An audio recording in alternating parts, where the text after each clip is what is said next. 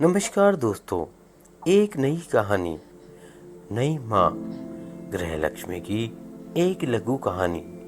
आइए सुनते हैं। राजू 5 वर्ष का बालक था। इसी वर्ष उसका दाखिला विद्यालय में हुआ था। स्कूल में जैसे ही टिफिन की घंटी बजी, सभी बच्चे एक साथ लंच का बॉक्स लिए एक साथ निकले। रवि भी निकला। वह भी टिफिन खोल के लंच करने लगा। उसके बगल से शिक्षक गुजरे। अरे राजू, तुम टिफिन में क्या लाए हो? सर, मैं बासी रोटी और चीनी लाया हूँ। तुम बासी रोटी खाते हो? हाँ सर, मेरी नई मम्मी कहती है बासी रोटी खाने से दिमाग तेज होता है, इसलिए मैं बासी रोटी खाता हूँ। दूसरे दिन भी राजू बासी रोटी ही खा रहा था। शिक्षक ने राजू को देखा तो पुनः पूछा, राजू, तुम फिर से बासी रोटी लाए हो? राजू, हाँ सर, मेरा छोटा भाई जब ताज़ी रोटी खाता है तो मेरा मन भी होता है कि मैं भी ताज़ी रोटियां खाऊं। मेरी नई मम्मी कहती है कि राजू, बासी रोटी खाते रहो। अपनी मम्मी के पास जाना है ना तुमको? अपनी मम्मी से मिलना है ना तुमको?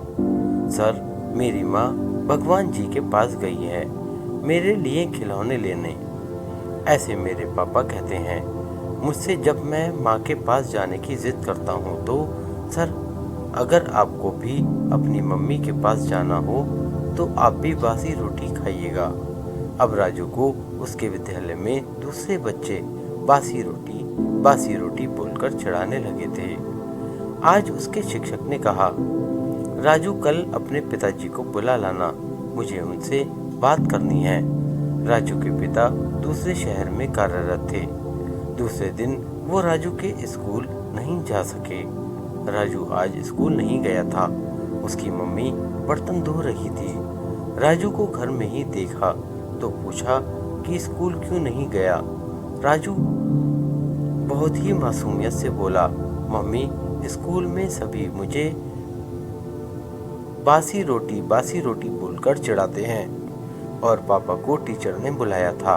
पापा यहाँ नहीं है, ना तो आज मैं स्कूल नहीं गया। वह आके बोलता गया, मम्मी, मैं इतने दिनों से बासी रोटी खा रहा हूँ। भगवान जी मुझे लेने क्यों नहीं आए? तुम तो कहती हो कि बासी रोटी खाने से मुझे मम्मी मिल जाएगी, भगवान जी मुझे लेने आएंगे। पर अभी तक। इतना सुनते ही उसकी नई मम्मी बर्तन धोना छोड़ लपक कर उसे गोद में उठाकर ले गई, जैसे वही उसकी माँ हो।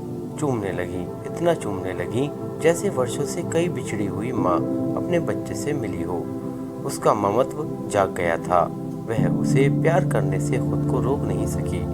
आज एक सौतेली माँ के हृदय की कालिक धुल गई थी। बहुत देर तक वह रोती रही, उसे चूमती रही। नयन से बहती गंगा धारा के साथ उसके भीतर बड़ी सौतेली माँ बह चुकी थी। राजू भी स्तब्ध था।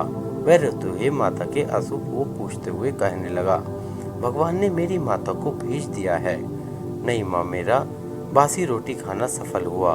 तू ही तो मेरी माँ है। मत रो माँ, मत रो माँ। इतना कहकर वह भी फूट फूट कर रोने लगा। नई माँ उसे सीने से लगाते हुए कह रही थी, हाँ राजू, अब मैं ही तेरी माँ हूँ। अब से तेरा बासी रोटी खाना बंद। राजू आज बहुत खुश था। बासी रोटी ने उससे उसकी माता से मिलवा दिया था। दोस्तों, माँ का महत्व बहुत होता है, इस बात को समझिए। दोस्तों, हमारे इस चैनल को सब्सक्राइब करें और ऐसे ही वीडियो को शेयर और लाइक करना ना भूलें। धन्यवाद। आपका दिन शुभ हो।